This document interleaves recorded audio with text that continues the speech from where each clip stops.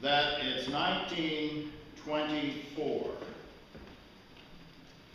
1 year prior to the formation of the United Church of Canada, and we're sitting in the red brick church across the street, which was the Methodist Church. And our minister, the Reverend James C. Knight, will address us.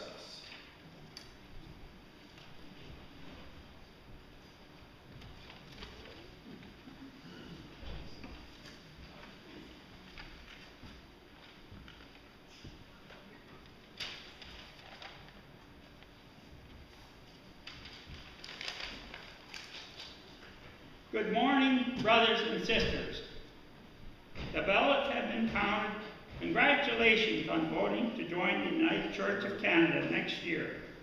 I believe that you have made a good choice, even though the choice was not easy. The prospect of giving up this fine church building is certainly not pleasant. For some of you, it would seem like only yesterday that this beautiful church was newly built.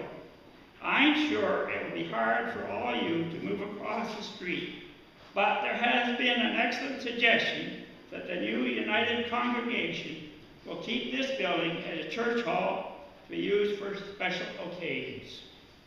Of course, it would be nice to keep all the magnificent church buildings that have been put up with so much love by the communities across Canada. But alas, some good things must come to an end. The Sheffield Methodist Church may have been the biggest congregation of the Sheffield circuit, but your numbers have not exactly been growing of late. And joining with our friends across the street will give you even more strength of purpose in your work in God's kingdom. And think of all the good that all these united congregations across Canada can accomplish together. I pray that the voting and the acceptance of the results will go as smoothly across the street with the Sheffield Presbyterians as it has here. We Methodists have already gone through many unions to reach this point, and so have the Presbyterians, but there seems to be a bit of resistance with some of the Presbyterians this time. That said, the Presbyterians across the street have only been Presbyterians for about 10 years. So hopefully their feelings will still be in line with those of their former fellows in the United Brethren Association of Congregational Churches, who, as you may know, have all voted to join the United Church of Canada. My wife Florence and I have very much enjoyed the year we spent amongst you here in Sheffield. Your manse is one of the best we have lived in, and the garage is a great place for me to tinker with my Model T Ford. And the community here is so warm and welcoming and interesting. We would have loved to stay longer, but as you know, Methodist ministers don't stay in the same place for too long. 2 years if you're lucky. Actually, some of my children talk of settling down in this community. Reggie is especially keen on farming here, and my daughter Dora has been hired as a school teacher here. And that says a lot about the kind of place this is. As for me, I don't mind moving around.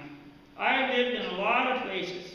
Little did I know, growing up an Anglican schoolboy in Birmingham, England, that I would end up moving across the pond and becoming a Methodist minister in places like Wisconsin, Deesfield, Wellingport, Wedgwood, York, Canberra, and Sheffield.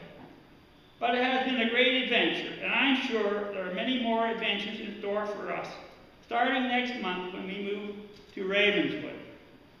I'm sure that you will be in good hands when Reverend Cooch takes over next month.